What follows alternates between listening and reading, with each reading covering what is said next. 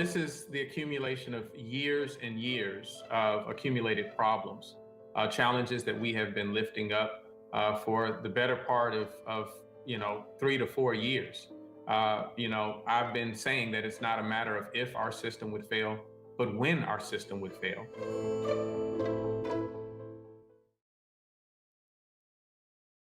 Hello and welcome to Washington Post Live. I'm Robert Samuels, National Enterprise Reporter at the Post. Today we are continuing our week-long This is Climate series. Our guest today is the mayor of Jackson, Mississippi, Mayor Chokwe Lumumba. Mr. Mayor, it's good to see you again. How are you? Well, Robert, and I'm doing well. Just continuing to chip away at this very deep and important issue. There's a lot for us to talk about today, so thank you for being here. Let's just start at the beginning.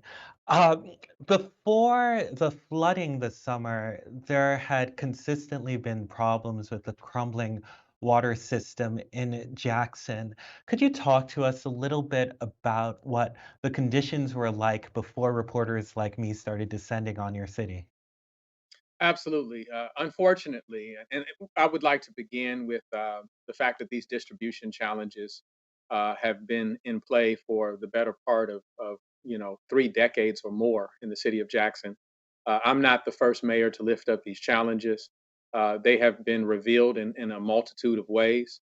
And so I want to make that clear. Now, I do want to say, because the package showed brown water, that has not been our challenge as it has been issues in the distribution system. That particular property, we discovered that there was an issue with that facility. That was on the second floor of one building. So I just want to make that clear for people.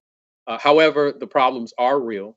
The problems do have adverse effects on a widespread portion of our population, particularly those that live in some of the more impoverished areas. And so there are equity issues too. There are problems with our distribution system where we have more than 50% loss in our system. There are problems at our water treatment facility, which was not optimally created in the first place, but also has several decades of deferred maintenance that has not taken place. There are issues with white flight and how it has deteriorated a tax base that is necessary in order to maintain operations and maintenance at the water treatment facilities. And so these problems are vast. These problems are indicative of what we see nationwide in communities that resemble Jackson that face these environmental justice issues and concerns. And so we appreciate the Washington Post and other outlets for lifting up this challenge and giving us an opportunity to speak to this very critical issue. There's another issue that was alluded to in the introduction, which is the issue of extreme weather. When this seemed to have exacerbated the problem, kids couldn't go to school, residents couldn't flush toilets. Could you talk to us a little bit about how climate's been impacting this particular situation? Absolutely, you're exactly correct. What the extreme weather conditions accomplish is adds insult to injury. Where we already have a fragile system, we're now having to endure extreme weather conditions, which means that we have colder winters, hotter summers, and we're experiencing more annual precipitation. And that all takes a toll on our water treatment facilities, which means that we have to weatherize them. We have to weatherize not only the membrane side of our plant, we have to weatherize our chemical treatment room or house. We have to be able to better protect the pipes. And not only have we experienced the adverse effects of the most recent flood that took place earlier this year and how it crippled our water treatment facility, approximately 2 years ago, we experienced the same result when a February freeze uh, was what took over our city for more than 2 weeks, which made our raw water screens freeze. We couldn't get untreated water in, therefore we couldn't get treated water out. It made certain that valves within our water treatment facility were frozen shut, and there were a multitude of challenges across our water treatment facility. Uh, you know, when you build a water treatment facility in Cleveland, Ohio, for example, You certainly expect that there's a certain number of days that you experience extremely cold temperatures. In other parts of our country, we know that this is the norm. But when you experience Arctic temperatures, temperatures at some times over the last few years where it has been colder in Jackson, Mississippi than Anchorage, Alaska, then our systems weren't built to withstand that type of temperatures or those type of weather conditions. And so this isn't a theoretical thing. This isn't a conversation that we can, talk hypothetically about what the effects are of climate change. These are real, uh, these are real life circumstances that we're dealing with each and every day. The extreme weather, floods and freezing, as was talked about earlier, really exacerbating some of the conditions of being an overburdened and underfunded system. When people left, when reporters left Jackson, these issues still continued. Could you talk to us a little bit about how the city is recovering and what you think have been some of the most effective mechanisms you've done to be able to handle the issue? Well, we've been blessed, in this season of Thanksgiving. We're most grateful for not only the love that has been poured into the city of Jackson from all of our neighbors throughout the country that have not only given of their resources, helping with bottled water, but many of those communities have offered their best and brightest, talented individuals who have a skill set to help in our operations, which has created a level of stability in our water treatment facility. However, the systems we have are the systems we have until we replace them. And so there are still significant vulnerabilities within our system. We will not be weatherized in time for the winter months as they are approaching, and we get into the heart of what our winter is in Jackson, Mississippi. And so we'll be praying for a calm winter that is not um extremely adverse to the city of Jackson and to our systems. But should we experience that, then we are at risk of pipes bursting and interrupting our distribution system and our ability to get water to residents. We will be concerned with how we protect our water treatment facility, namely OB Curtis, from the conditions and uh, the potential equipment failures that could take place. And so those are things that we are concerned with. And so we are observing not only how do we weatherize and protect the current water treatment facility, but we are observing the need for a new water treatment facility that has greater functionality, that considers the temperature changes that we have been experiencing over the last several years, that considers whether certain processing or water processing units are less advantageous to us, such as the fact that we have a partially membrane treatment process and a partially conventional treatment process, which not only makes it difficult to obtain a workforce that has the skill set necessary to obtain both to operate both systems, it also makes it difficult to protect from the various elements that we're dealing with. And so all of these things are in play and in consideration. But if we're honest, uh, while we are in a better place with more expertise at the table, while we're in a better place to have a resiliency playbook at hand, we still have extreme vulnerabilities right now at this time, and um, we have to be cognizant of that. These are tough issues for so many cities, particularly a city of your size with some of the problems that you've experienced with tax base. There's been a lot of news that have gone on in Jackson in a few weeks, including increased federal oversight of the water system. You've gone and talked about how you support the moving in of the federal government. Talk to us a little bit about why. Yeah, I think that it's a bit of a deviation from the normal action of the EPA. It's a deviation from, normal government or federal government oversight. This is a agreed order of consent. This was a truly collaborative effort in which we not only looked at the challenges in the city of Jackson, we looked at what type of skill set is necessary as we move into a phase of creating greater resiliency, dependability, and equity within our system. And so we welcome that. We welcome that level of expertise, and we had a part in being able to agree to the selection of who would be the third party administrator. We talked about the terms of who's on first and who's on second, and how this plays out.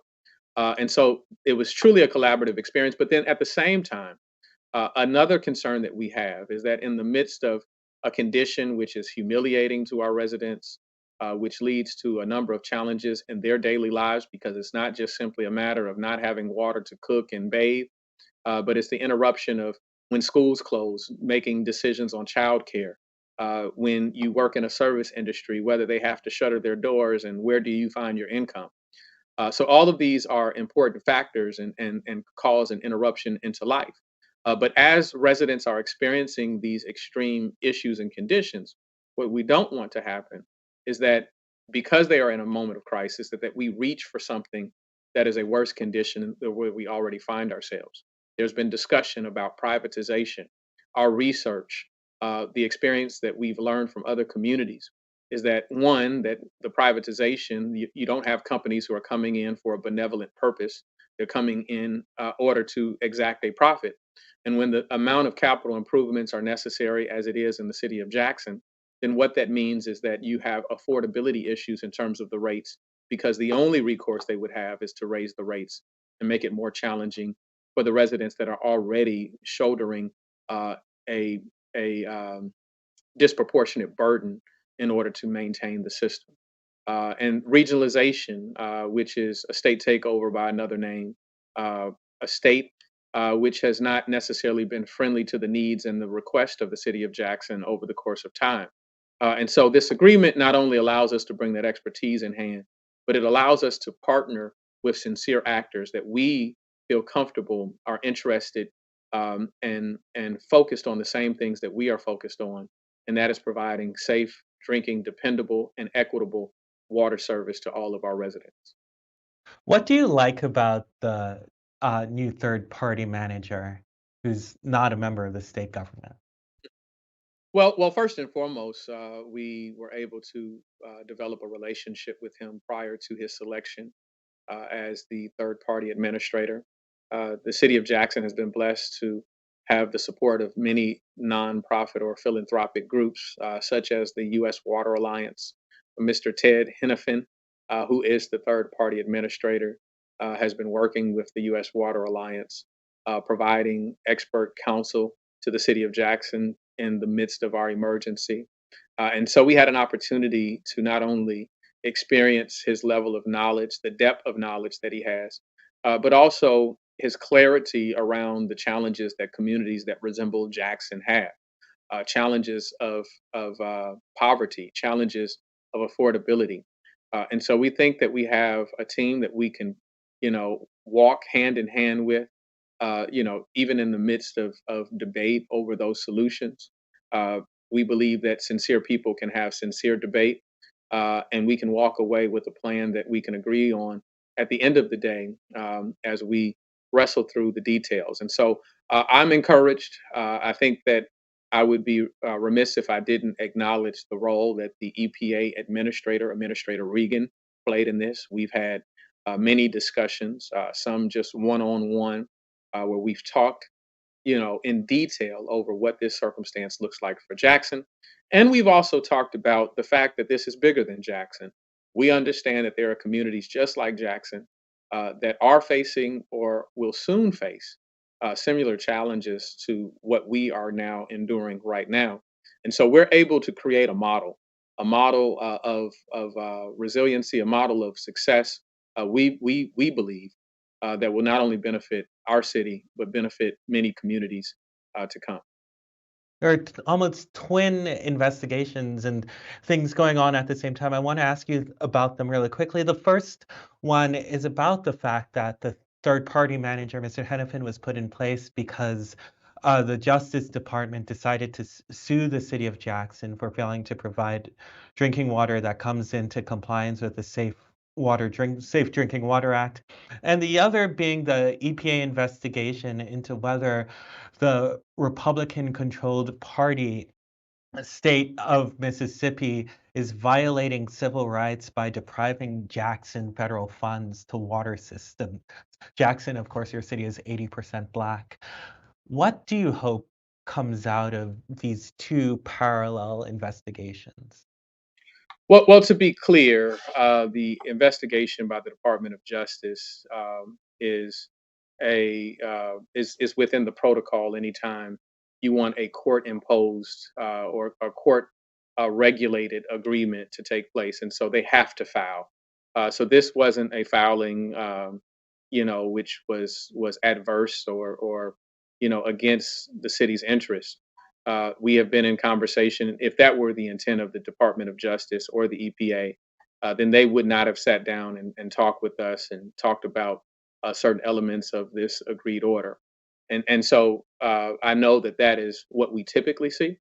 But when a federal government attempts to take over and take an adverse position against a city, they don't sit down at the table with them. They just come over and take it over because they have that authority and they have that power. And so I want to provide that clarity. It's something that they have to do in order to make sure that the full effect of what we're trying to achieve is accomplished. Now, with respect to the NAACP's complaint that is now being reviewed by the EPA, I think that it is there is some merit there, and it is long overdue that we observe the discrepancy in funding. It is, troubling to me when not only state administration after state administration, legislative session after legislative session um, feels that it is okay to deny these basic human needs that are not Democrat nor Republican.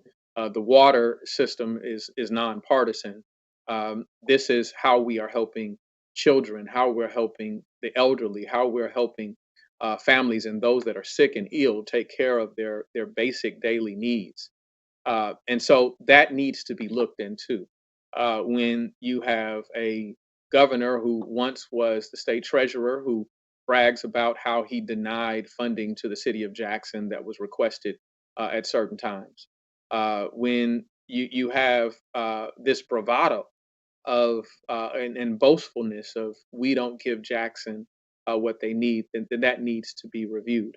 Or the suggestion at times to try to defend their position that they've given more than 200 million to Jackson, and when you look deep into it, you find that a good portion of that was a sales tax referendum where the residents of Jackson voted themselves to tax themselves an additional penny that is then allocated to certain infrastructure challenges within the city of Jackson, which has a state-imposed oversight commission, which often does not align with the priorities of the majority of the residents that determine what the projects will be. That's one.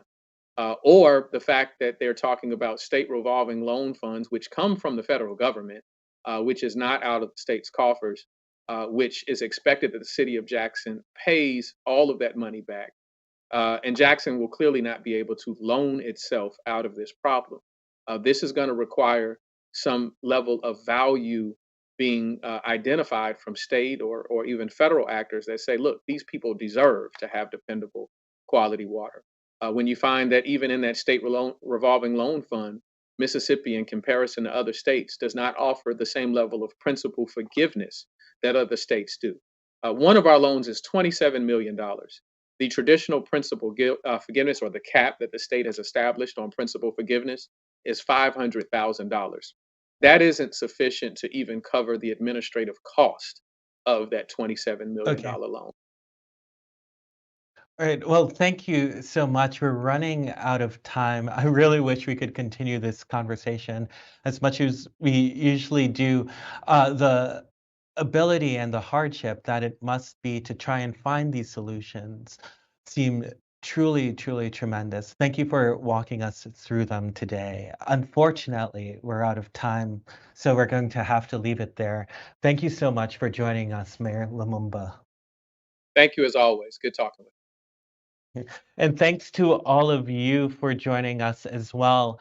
I'm Robert Samuels, and thank you again for watching. My colleague Francis Steed Sellers will be back in a moment with Salt Lake City Mayor Erin Mendenhall.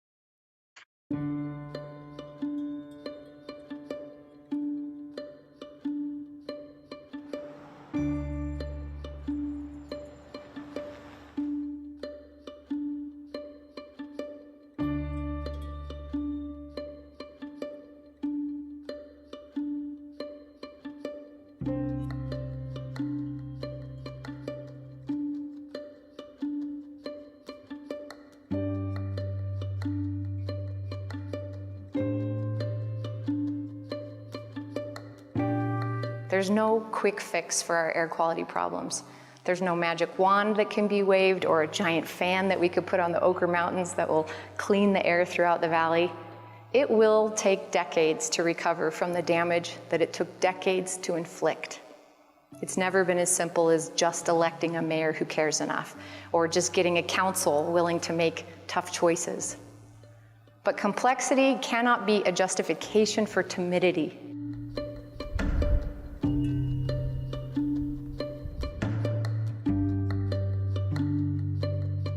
Every tree we plant, every mower we swap out, every public transit ride, every energy efficient upgrade, and every net zero building that goes up, combined with the 100% net renewable energy that will soon flow into our city, we are making history together.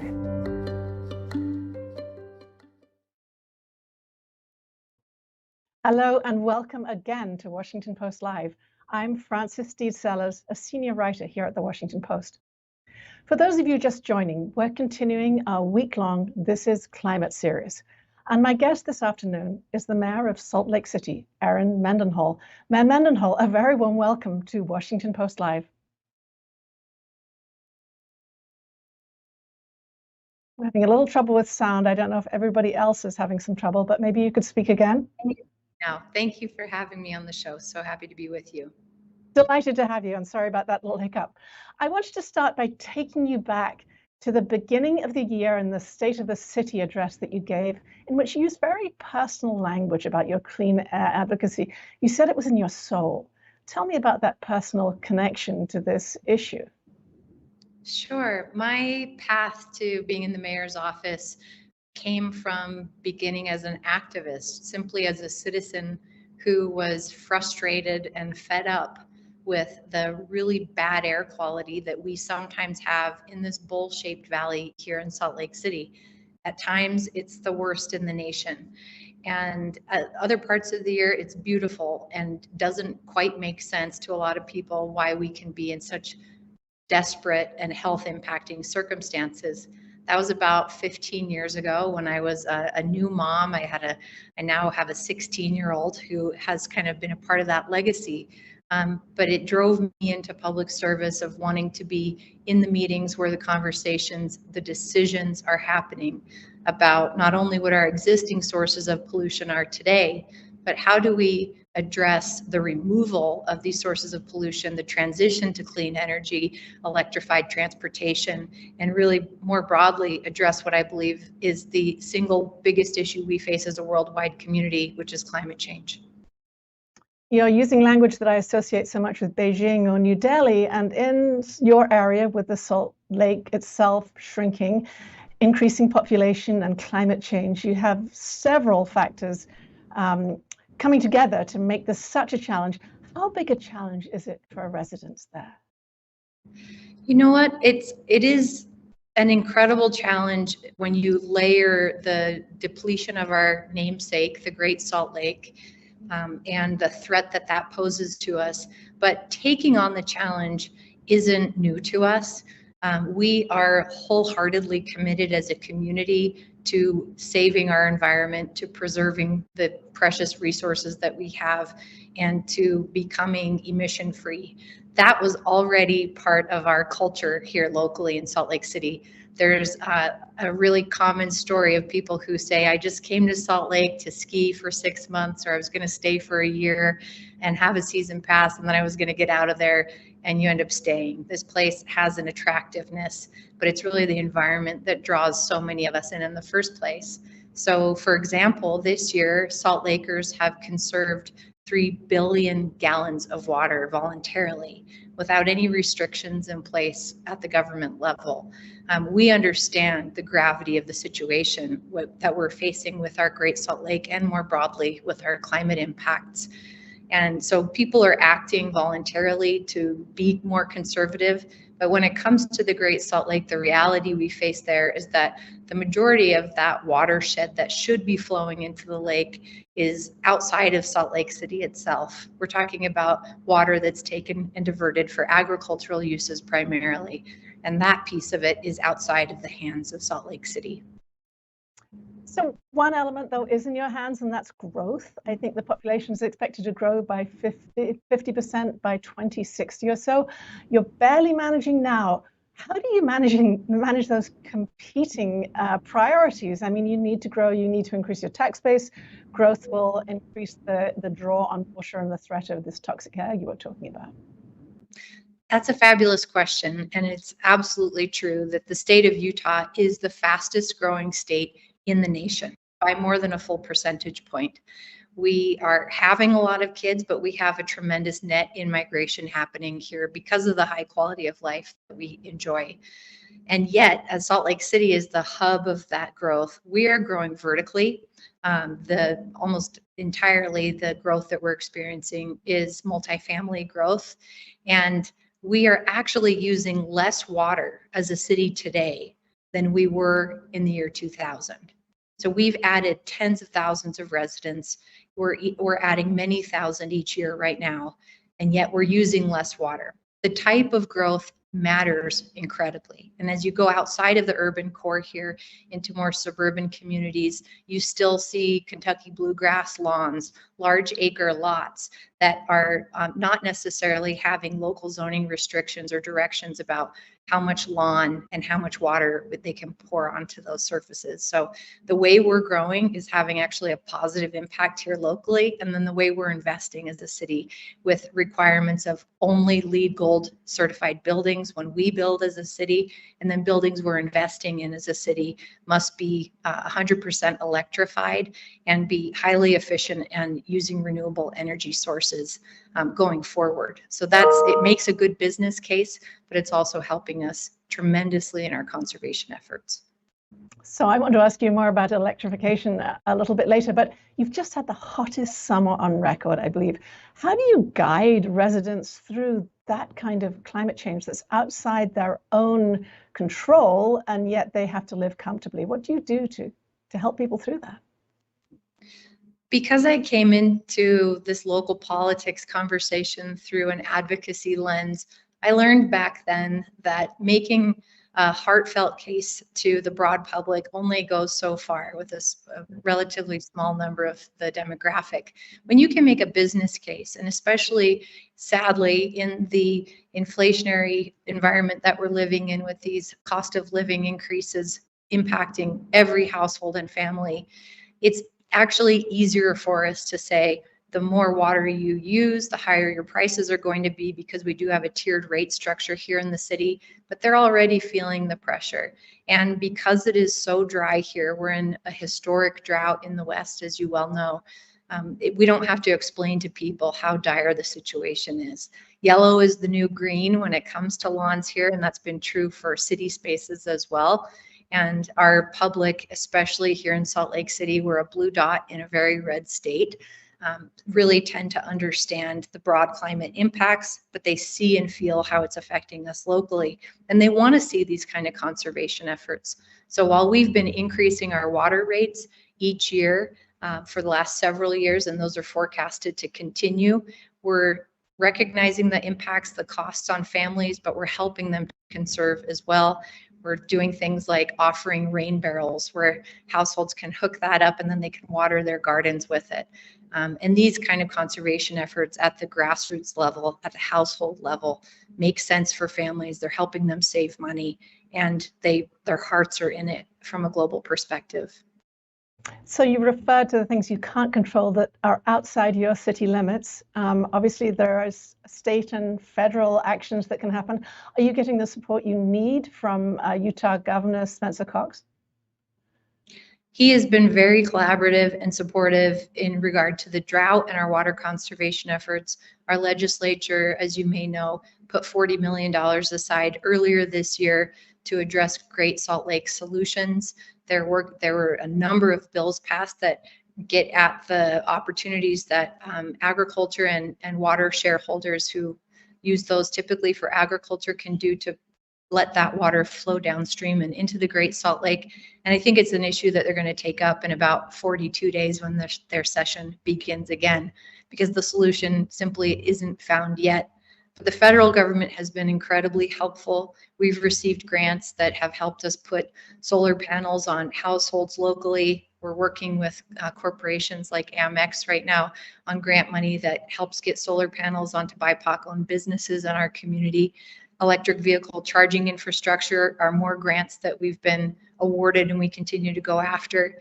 The affordability part of making these kind of transformative infrastructure investments, both from a household level, but more broadly, we are on a track right now to have 100% net renewable energy flowing into Salt Lake City, not as an opt-in, but that the switch will essentially flip and we'll be able to provide that for every power user in the entire city by 2030, if not before. And it makes sense from a corporate perspective, from a government perspective, and now from our local neighborhood household level. And when we show the savings there, of course, it makes it more attractive for our state partners, even though in many political ways we're at different ends of the spectrum. They can't deny that that savings is good and that where they can, they want to be a part of it. Just one more quick question about what the Biden administration has done and what the commitments for the future will be. I think President Biden has put something like $370 billion towards climate issues. What more do you expect to see from that? How will it filter down to a city like Salt Lake City? Yeah, the Inflation Reduction Act is tremendous. What we are working to do here, it may seem like a gear shift, but it's actually not, is to amplify the tech community that already exists in Salt Lake City. You may have heard of Silicon Slopes, which is a little bit south of the capital city here. We have a lot of tech companies here in the city. We want those kind of companies, which are the highest paying jobs in our state, the fastest growing industry, and is economically resilient, to be located here in our capital city, where the communities who have been impacted by environmental justice issues for generations, who've been separated and bisected from our community by infrastructure like rail and freeway systems, are finally getting not only the job opportunities that the Inflation Reduction Act is investing in, but actually grant money for cities like ours to reconnect our community that has been divided. We're going hard after those grants with the administration from a built infrastructure perspective to punch through these borders that have been built, but to make also the literal connections to these jobs that we're looking to support and attract more of here in the West. So it seems to me the way you're talking as, red dots, blue dot, red state, as if there are huge opportunities for bipartisanship. Utah Senator Mitt Romney referred to the Democrats' bills as moving the chairs on the Titanic, I think, but not actually dealing with the underlying problems. What policies would you like to see going ahead to really try to grapple in a bipartisan way with these ongoing issues? I'll give you one specific example. One thing that we saw in the Science Act that was passed earlier this year is an investment for manufacturers of microchips to locate here in the United States and bring what may be currently offshore manufacturing back home here. We want to see those kind of corporations, those tech businesses come here to Salt Lake City in our area. But we are not unique in the Western United States in the fact that we are in incredible historic drought. And those types of manufacturing, while they're great jobs and resilient infrastructure from an industry standpoint, cannot operate in many ways without a lot of water. So how can we get the federal assistance that incentivizes specifically the type of industries that don't need tremendous amounts of water, but there are the kind of economies we want to attract, and incentivize those applications in that industry to access those federal dollars, rather than the broad application of simply bringing the offshore manufacturing back home. It's incongruent for us to be adjusting our zoning, partnering with businesses to say, come here, put your business here. We have the highly talented employees and the space for you to grow, and yet we don't have this critical resource, and we may never here in the West for at least a very long time. Ms. Mendenhall, you've referred a couple of times to transforming buildings and transportation to electricity. Most electricity at this point is generated from coal. Why is it so important to make this change? Coal production, or the electricity production through coal, is not something that it directly affects our air quality here in Salt Lake City, That manufacturing happens outside of our valley, farther south primarily, but we know that the global impacts of that coal-fired production is catastrophic. And we feel that locally with a higher incidence of COPD and asthma with our local population, especially during our air quality impact times. And so we're sort of intrinsically connected to undoing coal as the primary source for our electricity. We care about it even though those smokestacks aren't right here in our city. It's as though they are. That's how much Salt Lakers care about this. And so our investment has to be in this red state that we exist. We are obliged through our state constitution not to go out to market to ask the market, how could you bring us renewable energy for the needs we have, but to work with our power provider, Rocky Mountain Power. And they've been a good partner with us so far in figuring out how do we get to 100% renewable energy. That is a critical piece, I think, for the culture and the soul of this city, because it is something now that we have in our hands in terms of a relationship with the power provider. We have the legislation from our state since the year 2020 for us to do this work, and we have to get there. The globe depends upon it. Our future depends upon it, and we're passionate about it. Also, we're seeing job opportunities being created from the renewable industries that are starting up here. We just heard the mayor of Jackson talking about creating a model out of Jackson in terms of water. What's your hope for Salt Lake City? And what's the two-part question? Which other cities do you look to, either in this country or overseas, for models of how to proceed in these very ambitious targets? So we are at the tip of the spear, certainly for the state of Utah, but also for much of the West in the conservation efforts that we're doing around water. One of the ways that we're asking the bigger questions and looking outside, though, is updating our watershed management plan. We go way back to when Salt Lake City was first founded by the Mormon pioneers. Brigham Young actually bought up much of the watershed around the Wasatch Front beyond our city borders in terms of the water stewardship. So we oversee much more than our city's boundaries in terms of water collection, and we provide water to more cities than our own as a public utility. And so our footprint and our care goes far beyond the city boundaries. But as we look at our watershed management plan, we acknowledge that climate change is impacting how much snowpack we get, which absolutely is the drinking water we rely on for the rest of the year. If we can't adjust how much water we're going to get, how much snowpack we're going to get, then we need to even look at what types of plants and trees we have up in the watershed that can keep the soil stable, and how do we work with forestry to make sure that we're preventing wildfires and we're accounting for the loss of certain tree species up in the forest. One of the ways we're trying to adjust that here in the city is that we're planting 1,000 extra trees every year, and we're doing it on our city's west side, which has had the greatest environmental impacts from industry, from the location, and the bisection from the rest of the city. We're trying to improve air quality locally while we can't control how much snowpack we have. And at the same time, even though those trees take water, they end up, as you know, cooling the space around them, cooling homes in a greater way, improving walkability, and having many other environmental impacts. Cities are where it's at. I know that Mayor Lumumba and I are biased, but we literally get to dig those holes, plant the trees, fix the infrastructure. We get to ask for the support from our state and our federal partners. But when it comes down to it, city is where the rubber meets the road. You turn on the faucet and it's probably your city that's responsible for providing you that drinking water. We can't control the climate in every way. We can't control the federal system that's happening, but we are tenaciously creative about coming up with ways we can make each household's life better, even if we are praying for snow all the while. What a great message to leave us with. Cities are where it's at. Mayor Erin Mendenhall, thank you so much for joining Washington Post Live today. Thank you for having me.